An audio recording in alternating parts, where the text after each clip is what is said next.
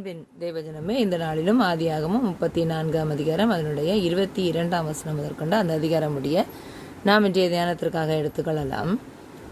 சீகேமும் அவன் அப்பா ஏமோரும் அந்த பட்டணத்து மனிதர்கிட்ட பேசுறாங்க. என்னெல்லாம் பேசுறாங்க பாருங்க.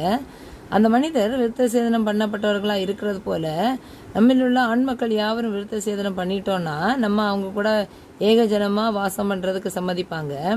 அவர்களுடைய ஆடு மாடுகள், ஆஸ்திகள், மிருக ஜீவன்கள் எல்லாம் நம்ம சேரும். அவர்களுக்கு சம்மதிச்சா அவர்கள் நம்முடனே வாசம் பண்ணுவார்கள் அப்படின்னு சொல்றாங்க. அதுக்கடுத்து ஏமோரின் பட்டணத்து வாசலில் புறப்பட்டு வரும் அனைவரும் அவன் சொல்லையும் சீகேமின் சொல்லையும் அவன் தகப்பனுடைய சொல்லையும் கேட்டு விருத்த சேதனம் பண்ணப்பட்டார்கள். அடுத்து என்ன நடக்கு பாருங்க. 3ஆம் நாளில் இவங்களுக்கு வலி எடுத்த போது யாக்கோபின் குமாரரும் தீனாளின் சகோதரருமான சிமியோனும் லேவியும் 2 பேரும் என்ன பண்றாங்க அப்படின்னா, அவங்க பட்டயத்தை எடுத்துக்கொண்டு துணிகரமா பட்டணத்துல மேல பாய்ஞ்சி ஆண் மக்கள் யாவரையும் கொன்று போடுறாங்க. அதுக்கடுத்து ஏமோரையும் சீகேமையும் என்ன பண்றாங்க அப்படின்னா, பட்டய கற்காலை கொன்று சீகேமின் வீட்டில் இருந்த தீனாளை அழைத்து கொண்டு போறாங்க. மேலும் யாக்கோபின் குமாரர் வெட்டுண்டவர்களிடத்தில் வந்து, தங்கள் சகோதரியை நீங்க தீட்டுப்படுத்தினதுனால அந்த பட்டணத்தை முழுவதுமாக கொள்ளையிட்டு அவர்களுடைய ஆடு மாடுகள், கழுதைகள், பட்டணத்திலும் வயல்வெளியில் இருந்தவர்கள் யாவையும் அவர்களுடைய எல்லா தட்டுமுட்டுகளையும் எடுத்துக்கொண்டு அவர்களுடைய எல்லா குழந்தைகளையும் ஸ்திரீகளையும் சிறைப்பிடித்து வீட்டில் இருந்த எல்லாவற்றையும் கொள்ளையிட்டார்கள். அப்பொழுது யாக்கோபு சிமியோனையும் லேவியையும் பார்த்து, இந்த தேசத்தில் குடியிருக்கிற கானானியரிடத்திலும் பெரிசியரிடத்திலும் என் வாசனை நீங்கள் கெடுத்ததினால் என்னை கலங்க பண்ணினீர்கள். நான் கொஞ்சம் ஜனமுள்ளவன், அவர்கள் எனக்கு விரோதமாய் கூட்டம் கூடி நானும் என் குடும்பம் வழியும்படி என்னை வெட்டி போடுவார்களே அப்படின்னு சொல்றாரு.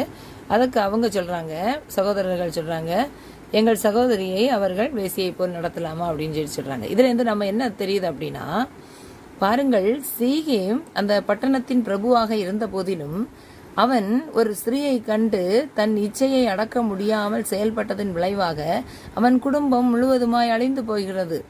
அவன் வாழ வேண்டிய வயதிலே அவன் வெட்டப்பட்டு சாகிறான். அவன் நினைத்த பெண்ணும் திருமணம் செய்ய முடியவில்லை. அவன் மட்டுமல்ல, அவன் பட்டணத்து ஆண்மக்கள் அனைவரும் கொல்லப்படுகிறார்கள். அந்த பட்டணத்தில் உள்ள ஸ்திரீகள், குழந்தைகள் சிறைப்பிடித்துக் கொண்டு போகப்படுகிறார்கள். இவர்களுடைய ஆடு மாடுகள் அனைத்தும் எடுத்துக்கொள்ளப்படுகிறது. இவர்கள் பொருட்கள் அனைத்தும் எடுத்துக்கொள்ளப்படுகிறது. காரணம், சீகேம் சிந்திக்காமல் செயல்பட்ட அந்த ஒரு செயல்பாட்டின் விளைவாக. நாமும் பிரியமானவர்களே, அநேக இக்கட்டுகள், இடுக்கண்கள், நெருக்கங்கள் வருகின்ற பொழுது நாம் எதையும் சிந்தியாதபடி செயல்பட்டோமானால் கடைசியில் வருந்தக்கூடிய நிலைமை ஏற்படும். ஆகவே எதை செய்தாலும் கடவுளுடைய பாதத்தில் வைத்து பொறுமையுடன் காத்திருந்து நிதானமாக எல்லா காரியங்களிலும் முடிவினை எடுப்போம். இறையாசியை